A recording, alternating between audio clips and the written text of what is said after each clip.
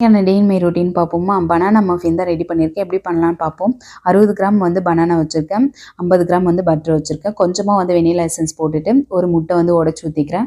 கட்டிலாம் எல்லாமே நல்லா மிக்ஸ் பண்ணதுக்கப்புறமா வந்து 75 கிராம் வந்து பவுட்ரு பண்ண சுகரு, 75 கிராம் வந்து மைதா வச்சுருக்கேன், கொஞ்சமாக வந்து பேக்கிங் பவுட்ரு, இது எல்லாத்தையும் நல்லா மிக்ஸ் பண்ணிவிட்டு வேணுன்ற அளவுக்கு நம்ம சாக்கோ சிப்பை வந்து போட்டுக்கலாம். கொஞ்சம் நான் அதிகமாகவே போட்டிருக்கேன், இல்லைனா ப்ளைனாக கூட வந்து ரெடி பண்ணிக்கலாம். இதை வந்து நம்ம வந்து கப்பில் கொடுக்கும்போது கொஞ்சம் ஈஸியாக இருக்குன்றதுனால வந்து கப்பில் ஊற்றிருக்கேன். நம்ம வந்து டின்னில் கூட ஊற்றிக்கலாம், டின்னுலையுமே ஊற்றி ரெடி பண்ணியிருக்கேன். 10 நிமிஷம் வந்து ப்ரீஹீட் பண்ணி வச்சுருக்கேன் 180 டிகிரியில். 20 நிமிஷம் வந்து பேக்கிங் டைம் கொடுக்கலாம். ரொம்ப சாஃப்டாக இருந்தது, ரொம்பவே நல்லா இருந்தது, சூப்பராக வந்து ரெடி ஆகிடுச்சு. எங்கள் வீட்டில் இருக்கிறவங்க எல்லாருக்குமே ரொம்ப பிடிக்கும். ரொம்ப நாள் கழித்து வந்து ரெடி பண்ணியிருக்கேன்.